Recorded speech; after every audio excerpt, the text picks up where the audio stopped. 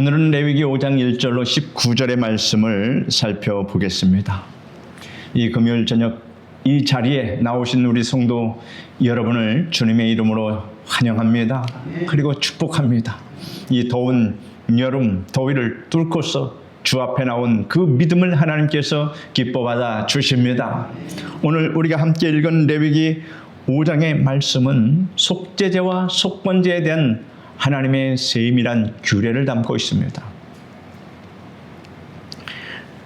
레위기가 많은 분들이 딱딱하고 어려운 법전처럼 느껴질 때가 많습니다. 하지만 이 말씀 속에는 우리를 향한 하나님의 끝없는 사랑과 따뜻한 배려가 숨겨져 있습니다. 오늘 이 시간 제사 규례 속에 담긴 하나님의 그 크신 은혜를 발견하는 여러분 되시길 바랍니다. 1절에서 13절 말씀을 같이 읽겠습니다. 만일 누구든지 저주하는 소리를 듣고서도 증인이 되어 그가 본 것이나 알고 있는 것을 알리지 아니하면 그는 자기의 죄를 져야 할 것이요 그 허물이 그에게로 돌아갈 것이며 만일 누구든지 부정한 것들 곧 부정한 들짐승의 사체나 부정한 가축의 사체나 부정한 곤충의 사체를 만졌으면 부지중이라고 할지라도 그 몸이 더러워져서 허물이 있을 것이요 만일 부지 중에 어떤 사람의 부정에 닿았는데 그 사람의 부정이 어떠한 부정이든지 그것을 깨달았을 때에는 허물이 있을 것이요 만일 누구든지 입술로 맹세하여 악한 일이든지 선한 일이든지 하리라고 함부로 말하면 그 사람이 함부로 말하여 맹세한 것이 무엇이든지 그가 깨닫지 못하다가 그것을 깨닫게 되었을 때에는 그중 하나에 그에게 허물이 있을 것이니 이 중 하나의 허물이 있을 때에는 아무 일에 잘못하였노라 자복하고 그 잘못으로 말미암아 여호와께 속죄제를 드리되 양떼의 암컷 어린 양이나 염소를 끌어다가 속죄제를 드릴 것이요 제사장은 그의 허물을 위하여 속죄할지니라. 만일 그의 힘이 어린 양을 바치는 데 미치지 못하면 그가 지은 죄를 속죄하기 위하여 산비둘기 2마리나 집비둘기 새끼 2마리를 여호와께로 가져가되 하나는 속죄물을 삼고 하나는 번제물을 삼아 제사장에게로 가져갈 것이요 제사장은 그 속죄물을 먼저 드리되 그 머리를 목에서 비틀어 끊고 몸은 아주 쪼개지 말며 그 속죄물의 피를 제단 곁에 뿌리고 그 남은 피는 제단 밑에 흘릴지니 이는 속죄제요 그 다음 것은 규례대로 번제를 드릴지니 제사장이 그의 잘못을 위하여 속죄한즉 그가 사함을 받으리라. 만일 그의 손이 산비둘기 2마리나 집비둘기 2마리에도 미치지 못하면 그의 범죄로 말미암아 고운 가루 10분의 1 에바를 예물로 가져다가 속죄제물로 드리되 이는 속죄제인즉 그 위에 기름을 붓지 말며 유향을 놓지 말고 그것을 제사장에게로 가져갈 것이요 제사장은 그것을 기념물로 한 움큼을 가져다가 제단 위 여호와의 화제물 위에서 불사를 지니 이는 속죄제라. 제사장이 그가 이 중에서 하나를 범하여 얻은 허물을 위하여 속죄한즉 그가 사함을 받으리라. 그 나머지는 속죄물 같이 제사장에게 돌릴지니라. 먼저 본문 1절서부터 4절까지를 보면 우리 일상생활 속에서 얼마나 쉽게 죄에 노출되었는지를 보여줍니다. 진실을 알고도 침묵하는 방관의 죄, 부지 중에 부정한 것을 만진 죄, 그리고 함부로 입술로 내뱉은 맹세의 죄가 등장합니다. 여기서 가장 많이 반복되는 단어가 하나 있습니다.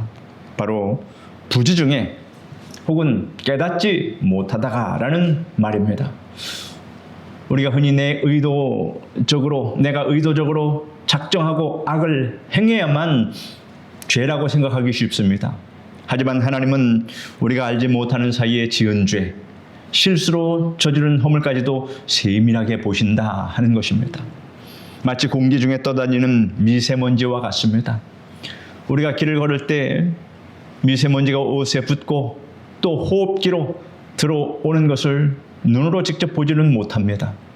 하지만 집에 돌아와서 보면 옷은 더러워져 있고 목은 칼칼해져 있습니다. 우리의 영혼도 이와 같이 연약합니다. 세상을 살아가다 보면 나도 모르는 사이에 세상의 때가 묻고 무심코 던진 말 한마디가 누군가에게 깊은 상처를 주기도 합니다. 하나님은 그 먼지 같은 죄악들이 우리의 영혼을 병들게 내버려 두지 않으신다 하는 것입니다. 하나님은 죄와 함께 할 수 없기 때문에 항상 우리를 정결케 씻으려고 합니다. 그래서 우리가 하나님 앞에 정결하지 아니하면 하나님 앞에 나가기 어렵습니다. 기도도 하기 어렵습니다. 그래서 늘 회개하고 하나님 앞에 깨끗한 심령으로 나아갈 때 하나님께서 여러분의 모든 헌신과 예배와 충성을 다 받아주신다 하는 이 원리를 꼭 아시기를 바랍니다. 5절 말씀에 아무 일에 잘못하였노라 자복하고 라고 말씀하고 있습니다. 우리의 죄를 깨닫게 되는 그 순간 변명하지 않고 하나님 앞에서 있는 모습 그대로 엎드리는 것이 바로 은혜의 시작이다 하는 것입니다. 변명하지 말아라 그런 얘기입니다. 항변하지 말아라 그런 얘기입니다. 우리가 연약하여 넘어질 때마다 하나님은 우리를 벌하시려는 것이 아니라 깨끗하게 정결하게 씻어주시기를 원하신다 하는 것입니다.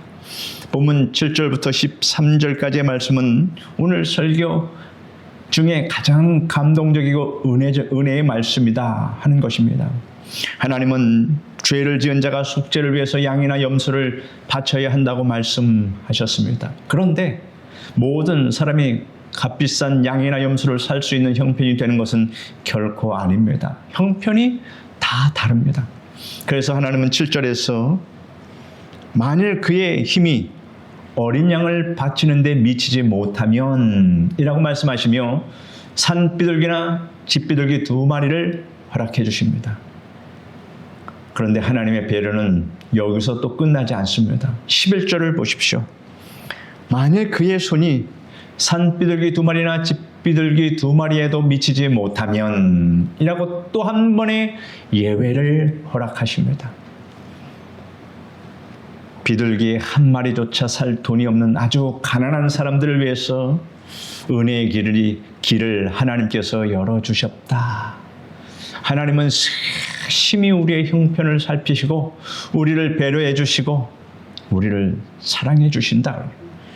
물질이 많고 적음을 가지고 하나님은 사랑의 은혜에 차등을 주지 않는 하나님이시다 하는 것을 믿으시기를 바랍니다.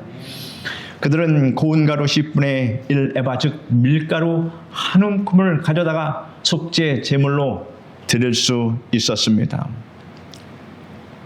사랑하는 성도 여러분, 이것이 바로 우리 아버지가 우리에게 주시는 아버지의 그 따뜻한 마음, 이것을 우리가 늘 마음 뜨겁게 느끼며 사시기를 바랍니다. 하나님과 내가 멀리 떨어져 있는 관계가 아니라 하나님은 늘 나와 내 옆에 항상 계시고 또 하나님은 내 마음속에 말씀으로 구하시는 하나님이시다. 그래서 하나님 따로 나 따로 인생이 아니라 하나님과 나는 일체가 돼서 같이 동행한다 그래요. 에녹이 하나님과 동행하다가 죽음도 경험하지 않고 하늘로 이끌려 간 것처럼 우리 또한 에녹과 같이 하나님과 늘 일생 동행하면서 그래서 무슨 일이 있으면 바로 아버지 하나님을 부릅니다. 아이고 아버지 하나님 도와주십시오. 늘 바로 옆에 우리 하나님이 계신 것처럼 그렇게 나지막한 목소리로 아버지 도와주십시오. 이렇게 말하는 습관이 필요하다 하는 것입니다. 그러면 하나님은 우리의 그 작은 세밀한 음성에도 귀를 기울이시고 우리의 음성을 들어주신다. 왜요? 우리를 너무나 사랑하시기 때문에 독생자 예수 그리스도를 십자가에 달려 돌아가게 하실 만큼 우리를 사랑하시니 이럴 때 뭐라고 합니까? 눈에 넣어도 아프지 않을 자식. 우리를 그렇게 사랑하신다는 것을 여러분 늘 마음속에 생각하시면 그 마음에 성령 충만함이 넘치게 된다는 것입니다. 피 흘림이 없으면 사함이 없다는 구약의 제사의 엄격한 원칙조차도 언약한 자를 위한 하나님 국민 앞에서는 밀가루 한 움큼으로 대체될 수 있었습니다. 하나님께서 진정 원하시는 것은 짐승의 피나 값비싼 예물이 아니었다라고 하는 것을 확신할 수 있습니다. 상하고 통회하는 마음, 하나님 없이는 단 하루도 살 수 없다고 고백하는 가난한 심령을 하나님은 원하신다 하는 것입니다. 시편 51편 17절의 말씀입니다. 우리 같이 읽겠습니다. 하나님께서 구하시는 제사는 상한 심령이라. 하나님이여 상하고 통회하는 마음을 주께서 멸시하지 아니하시리이다. 또 읽겠습니다. 나는 인애를 원하고 제사를 원하지 아니하며 번제보다 하나님 아는 것을 원하노라. 오세아 선지자가 이렇게 말합니다. 어느 시골 교회에 너무나 가난하여 헌금할 돈조차 없었던 성도님 한 분이 계셨습니다. 추수감사절이 다가왔는데 드릴 것이 없습니다. 애태우던 그분은 주일 아침 자신이 애지중지 기르던 닭이 낳은 달걀 몇 개를 정성스럽게 수건에 싸서 하나님 제단에 올려드립니다. 사람들의 눈에는 보잘것없는 달걀 몇 알이었지만 목사님은 그 예물을 붙들고 애틋한 마음으로 기도하셨습니다. 하나님께서 기쁘시게 받으신 것은 그 달걀의 금전적인 가치가 아니라 자신의 전부를 드린 그 눈물겨운 정성이라고 하는 것입니다. 예수님께서도 가난한 과부의 그 두 랩돈 그 동전 그것을 많은 부자에 내는 헌금보다도 더 귀하게 인정하셨다 하는 것을 우리는 잘 알고 있습니다. 레위기에 등장하는 고운 가루 한 움큼이 바로 이와 같은 것입니다.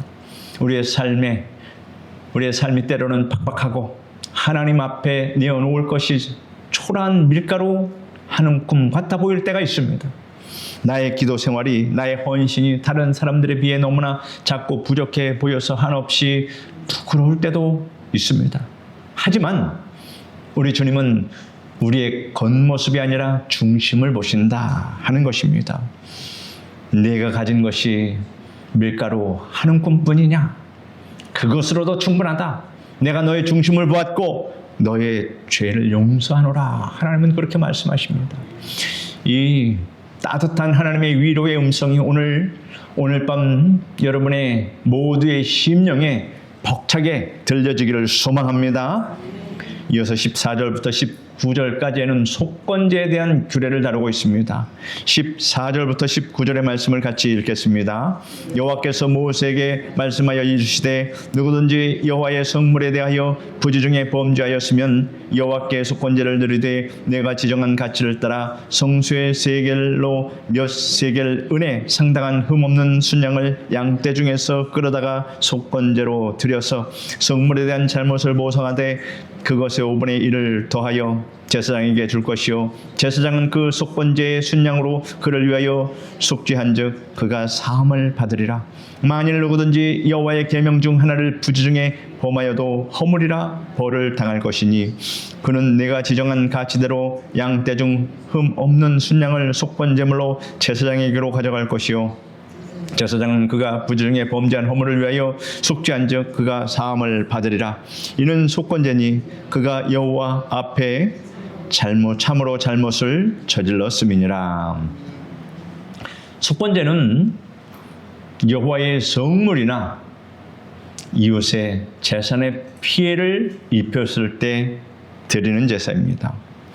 속죄제와 속건제의 차이점이 있습니다. 속죄제는 하나님 앞에서 영적인 정결함, 죄 씻음을 상징하지만 속건제는 바로 이웃과 성물에 대한 그 피해 보상이라고 하는 것입니다. 초점은 하나님과의 관계 회복입니다. 속죄제는 하나님과의 관계 회복이지만 속건제는 사람과 물질의 관계 회복이다. 차이가 분명히 있습니다. 어떻게 하느냐? 속죄제는 눈물과 회개로 자복하면서 하나님 앞에 나아가는 겁니다. 속건제는 철저한 회복과 배상입니다. 이웃의 그 마음을 다시 회복시키고 또 물질에 대해서는 배상하는 그런 제사입니다. 속건제에서 속은 바친다, 바칠 속입니다. 또는 속죄할 속이라고 합니다. 또 건은 허물건자입니다. 허물, 죄건입니다. 죄는 제사자입니다. 값을 치르고 나의 잘못으로 생긴 빚을 갚고 해결하는 제사다. 그러므로 그 성격이 아주 명확하게 구분이 되어 있습니다. 그런데 이 제사의 핵심은 단순히 하나님께 제물을 드리는 것으로 속죄가 끝나지 않는다라는 것이요. 제사를 드리고 이것으로 끝났다. 이게 아닙니다. 반드시 원금의 5분의 1, 즉 20%를 더하여 보상하라는 철저한 회복과 배상의 규례가 따른다 그런 얘기입니다. 우리가 흔히 하나님께 기도하고 회개하면 모든 책임이 끝난다고 생각하기 쉽습니다. 하지만 참된 회개는 하나님 앞에서의 눈물로 시작되어 사람 앞에서의 책임 있는 행동으로 완성되어야 합니다.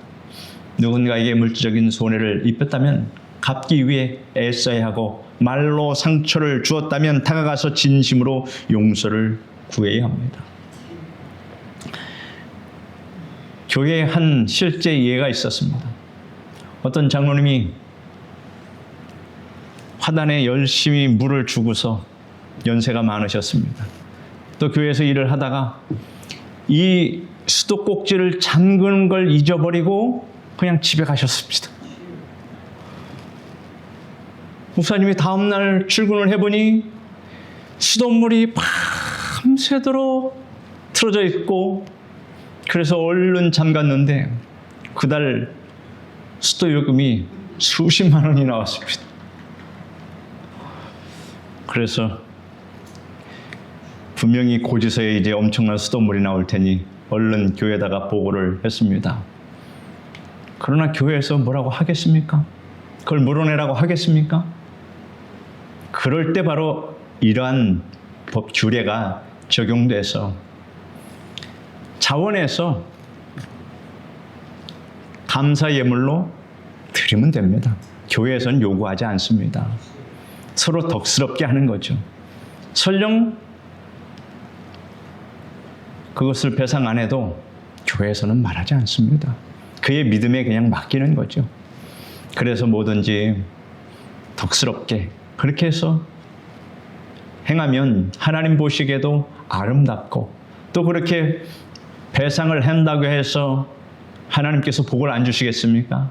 그 믿음을 보시고 갑절의 복을 또 주시는 것입니다. 그러니 세상의 원리와 하나님 나라의 성경의 원리가 이렇게 다르다. 그래서 하나님의 나라의 원리는 옳은 것보다 여러분 덕을 세우는 데 목표를 두어야 합니다. 옳은 것 주장한다고 해서 그것이 진짜 옳은 것이 아닙니다. 옳은 것 위에 덕을 쌓아야 합니다. 참으로 수준이 높은 그러한 믿음의 행실입니다. 여러분은 성도다운 교양과 품위를 가지시고 덕 위에 덕을 더 쌓는, 그래서 듣는 이들에게 은혜를 끼치는 여러분 되시기를 바랍니다. 하나님은 우리가 예배당 안에서만 거룩한 척하는 백성이 아니라 예배당 밖 삶의 자리에서도 정직하고 진실하게 살아가기를 원하십니다. 내가 치러야 할 대가를 기꺼이 지불하고 무너진 관계를 회복하는 것, 그것이 바로 속건제가 우리에게 가르쳐주는 삶의 교훈입니다. 성도 여러분, 구약시대의 이 복잡하고 다양한 제사 규례는 결국 단 한 분을 향해 영광스러운 초점을 맞추고 있습니다. 구약의 모든 이야기는 바로 신약에 우리 예수님을 향하여 그 초점을 맞추고 있다, 이렇게 생각하시면 해석이 아주 쉽습니다. 그리고 은혜롭습니다. 바로 우리의 영원한 속죄 제물이자 속건 제물이 되시는 예수 그리스도를 구약에서는 말씀하고 있다 하는 것입니다. 이제는 우리 구약의 백성들처럼 양을 잡을 필요도 없고 비둘기를 쫓아다닐 필요도 없으며 밀가루를 빻을 필요도 없습니다. 흠 없고 점 없는 하나님의 어린 양이신 예수님께서 십자가에서 단번에 자신의 몸을 다 드렸기 때문에 이 제사가 이제 폐하여진 겁니다. 그 십자가 보혈의 공로로 말미암아 우리는 아무런 자격 없이 그저 은혜의 보좌 앞에 담대히 나아갈 수 있게 되었습니다. 오늘 하루를 살아가면서 부지 중에 지은 죄나 실수하신 일들이 있으십니까? 머리로는 알면서도 육신이 연약하여 또다시 넘어지고 실패한 부분들이 있으십니까? 오늘 이 시간 우리의 참된 제물이 되시는 예수 그리스도의 십자가를 두 손으로 굳게 여러분 붙드시기를 바랍니다. 나의 연약함과 허물을 꾸미지 말고 있는 그 모습 그대로 주님께 내어놓으시기를 바랍니다. 가난하고 상한 심령을 결코 멸시하지 않으시는 하나님의 크신 위로가 성도님들의 가정과 또 삶에 따뜻하게 덮어주실 것입니다. 밀가루 한 움큼도 기쁘게 받아주시는 그 넉넉하고 인자하신 하나님께서 우리의 작은 신음에도 응답하시고 하늘에 풍성한 은혜를 내려주십니다. 주님의 십자가의 보혈로 우리의 모든 허물이 눈과 같이 씻어지고 막혔던 삶의 그 담이 허물어지고 우리의 굳은 심령이 온전히 회복되는 이 기도의 시간이 되기를 주님의 이름으로 축원합니다. 기도하겠습니다. 거룩하신 하나님 감사합니다. 우리를 이처럼 극진히 사랑하여 주시고 또 우리의 사정과 형편을 살펴주시는 우리 하나님, 그 인자하신 그 사랑을 우리가 늘 감복하며 주님 앞에 나옵니다. 참으로 죄 가운데 거한 우리들을 불쌍히 여겨주셔서 하나님은 우리를 거룩한 백성 삼아주셨으니 세상에 이것보다 더 큰 은혜가 어디 있겠습니까? 이 큰 은혜를 받은 우리 성도님들이 늘 하나님의 은혜에 감사하여 더욱더 하나님을 기쁘시게 하는 삶을 살아감으로 하나님께 영광을 돌리시도록 도와주시옵소서. 예수님의 이름으로 기도드립니다. 아멘.